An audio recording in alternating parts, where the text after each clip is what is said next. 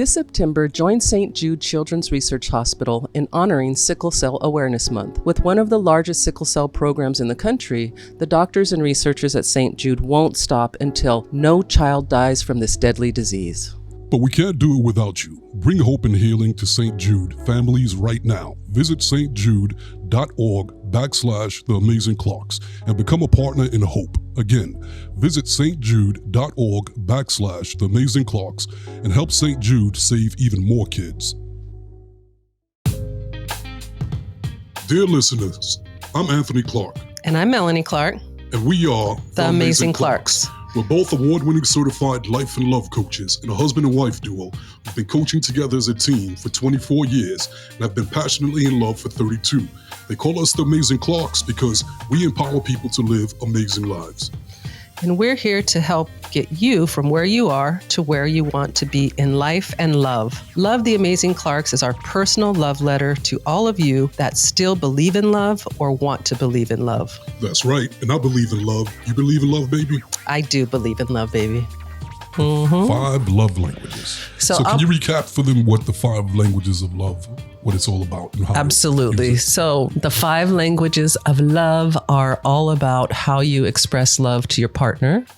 And most people have their own love language and they use that to express to their partner. And we're doing this series to give you ideas and help you focus on all of the love language so you can figure out what your partner's is, even if it's not the same as yours. You have to give your partner their love language and they have to give you yours. Otherwise, it's a disconnect, right? It doesn't feel like you're actually receiving love.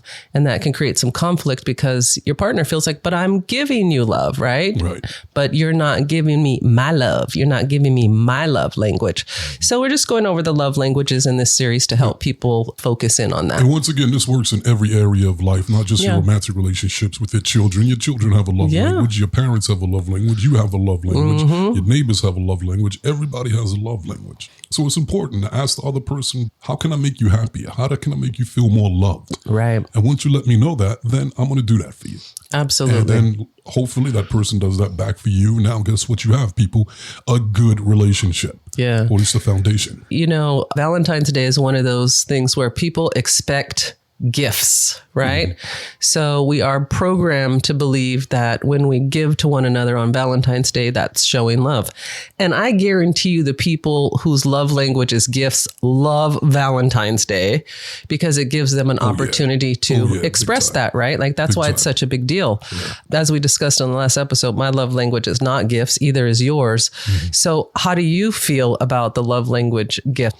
One of the goals of this series for me personally was to really look at all 5 love languages, because ultimately we all have one that's our dominant one, and then we have other ones like, okay, that's my secondary, and other ones that are like, don't really do anything for me.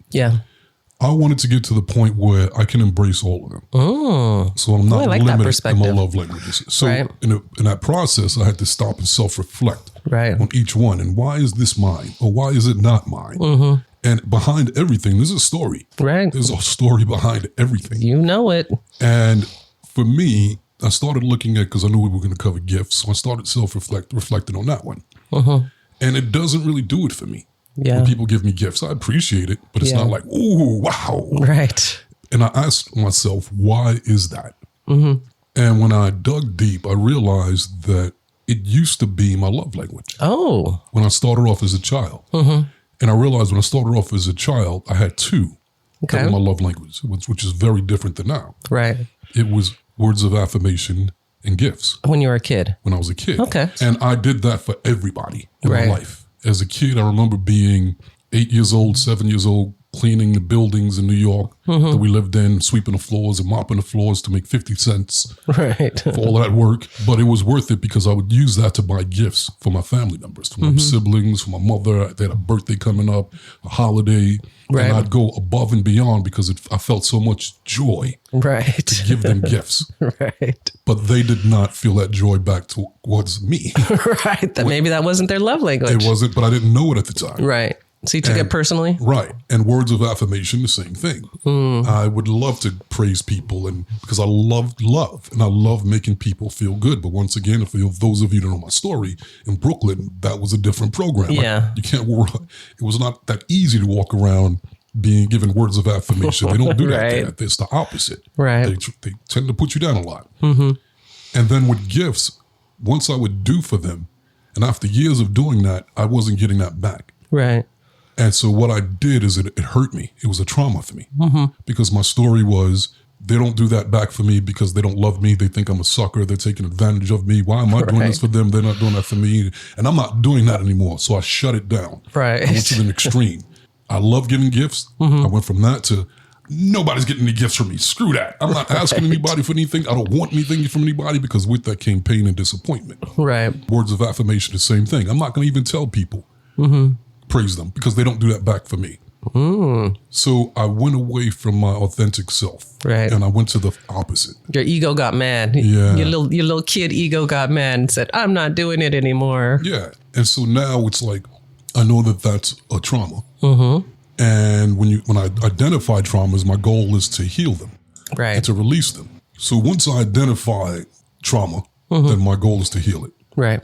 And so what created that trauma is my story that I told. Right. And my perspective on it that I had at the time, which was out of alignment. Right. And so in order to get back in alignment and to release that trauma, first of all, I start by reminding myself, EIP, everything is perfect. There are no accidents. There are no mistakes that unfolded for a reason for my greater good.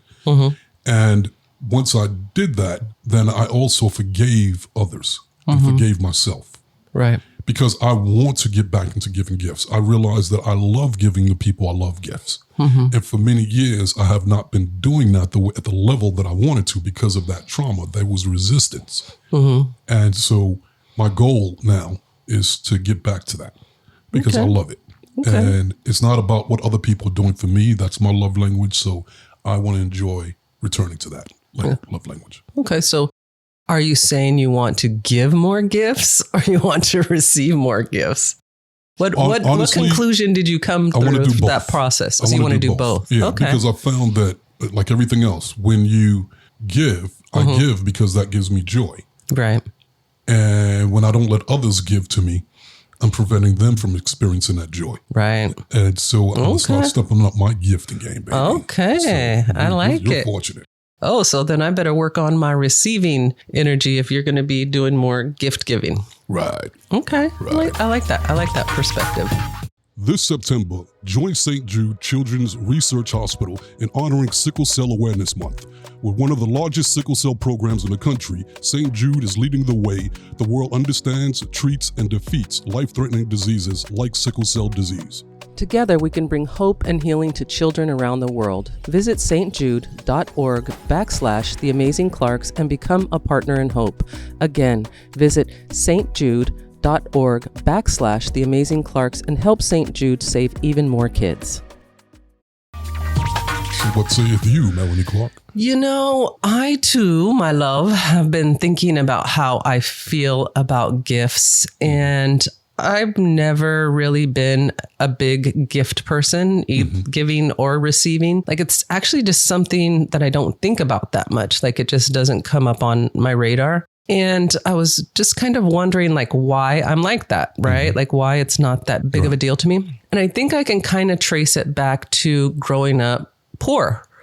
When your family's in survival mode and there's not a lot of money, giving gifts becomes kind of a burden, right? It creates stress for the family. You know, it would create stress for my mom. Even when I was in foster care, you know, it was like obligation, like, oh, I have to do this for you. You're taking from me.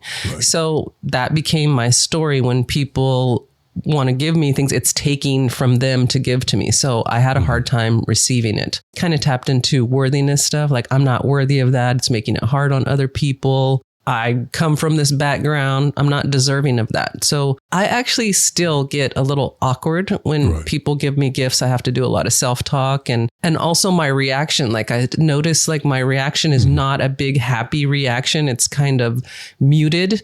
And I have to make a conscious effort, like, make sure you let people know that you appreciate this, because I do appreciate the gifts, but it makes me feel a little bad sometimes. Yeah, wow. And I have to, it's something I realize in myself that I've been working on as well. And like you said, everything has a story attached to it, right? And one of the things in my story is I consider myself to be a bit of a minimalist, right? Like I don't really like clutter.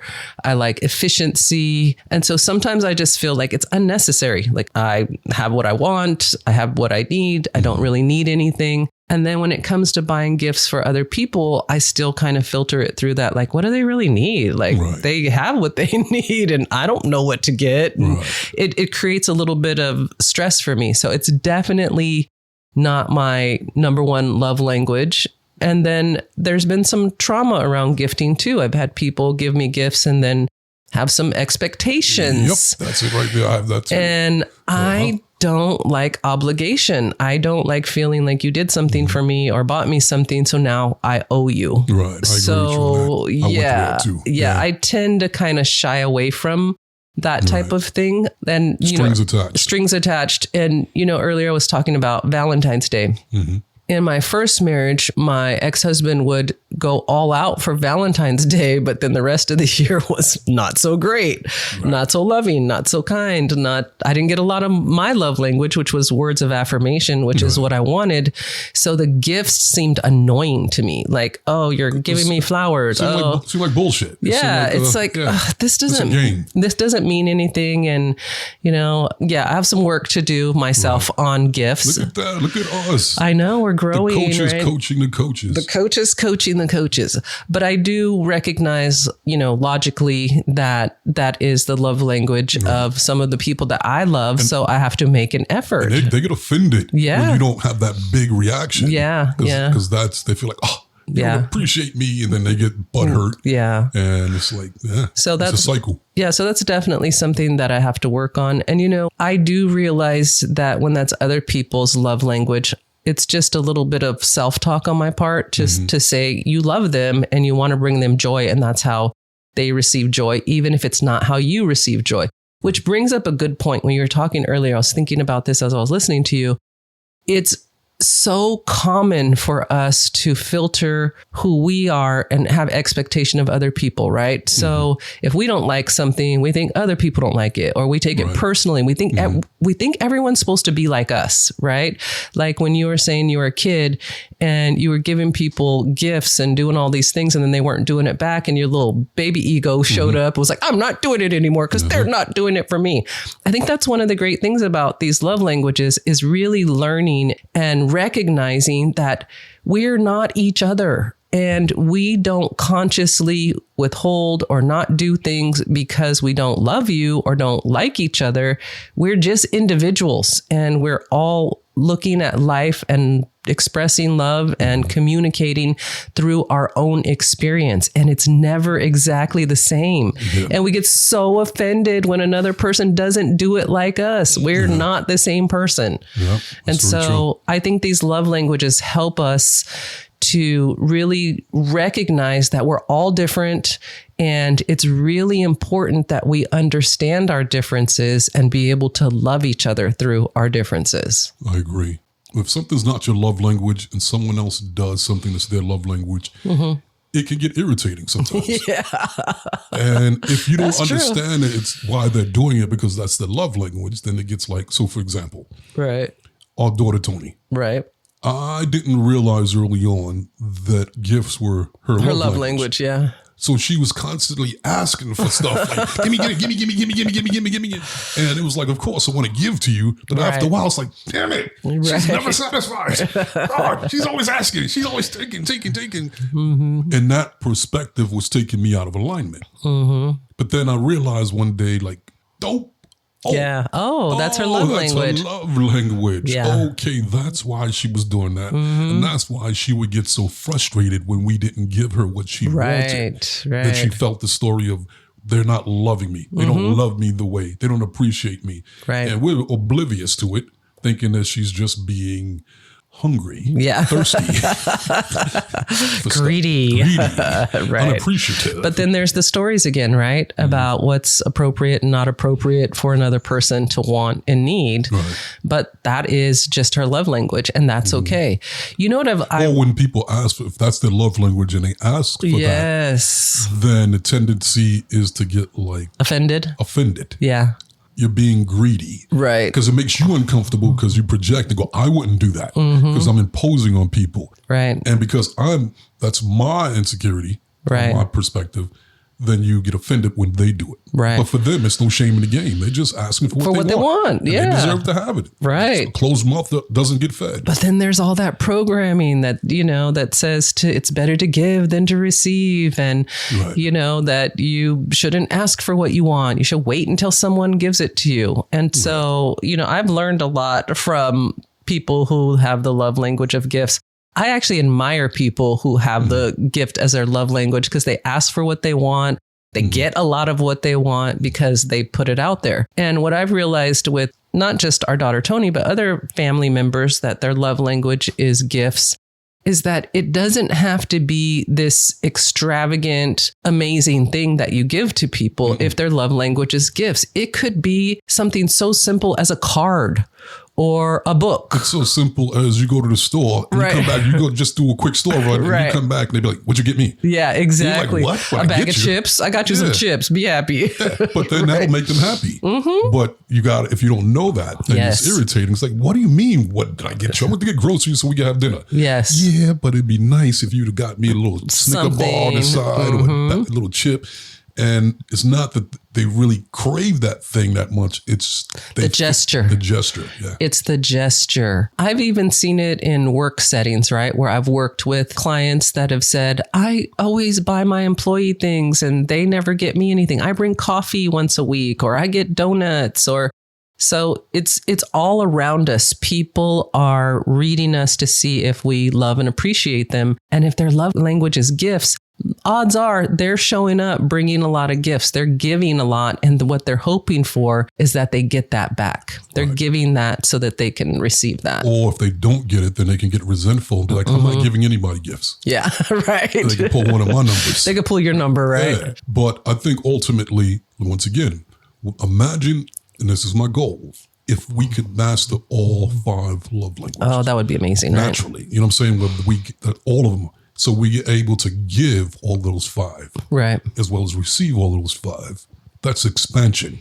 And I want to expand as much as possible. So it's an opportunity. So we will start working on our gift game. I'll start working on my gift game. You're going to start working on your gift game, right? Mm-hmm. Yeah, let's do that. I'm okay. down for that. I'm down. You're pretty good at gifting yourself, though. I noticed that. You will, which I actually appreciate. You are right, sir. Yeah, I appreciate it. And sometimes, I ain't going to front, early on, I felt like, look at her just gifting herself left and right. I'm not gifting myself. Why is she? And then I was like, you know what? That's cool that she's able to actually do that. Yeah. Because she's not relying on anybody. You got the money, you have the ability, the resources, then why not do it? And so that helped me to start doing that for me to some more. As you should. Yeah, I'm not great at it. I'm getting better all the time. Yeah. I still find myself going, Anthony, you're asking for too much. Anthony, you bought too. Anthony, and it's like, really? Yeah, there's some work to be done there. But early on, I would try to give you gifts and you'd say, I don't need anything. I don't want anything. Right. So Which is the protection. I was like, all right, well, I'm going to get what I want. I'm going to get what I need. And I'm actually really proud of myself for gifting myself. There was a time, especially, being a young mom, I became a mom at 17 and I've been a mom my whole life. And most of my momming has been about making sure my children have what they need and have what they want. And so I went years without doing for myself or doing very little for myself. And at this stage, when I want something, it is on and popping. I am getting it. Yeah, Amazon is my friend. I will think a thought and I'm like, yep, I want that. I'm ordering it. So I feel very proud of myself in that way that I am able to gift myself. But I'm going to work on my gifting game with you now that I know that you're ready to receive it. So I'm glad we did this podcast, baby. Me too. Look at that. I think we've grown. I think we have. Yes. Make sure you're connecting with us over on Instagram, TikTok, or YouTube at The Amazing Clarks. If you guys haven't got a copy of our book yet, Crack the Code, Secrets to Achieving Your Happily Ever After, make sure you pick up a copy today. Available at Amazon.com. If you're interested in coaching with us on the podcast, make sure you fill out the form in our show notes.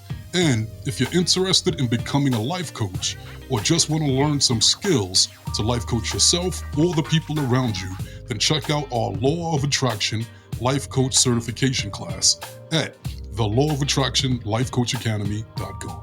And remember, change does not happen overnight. It's happening every second of every day. Love the Amazing Clarks.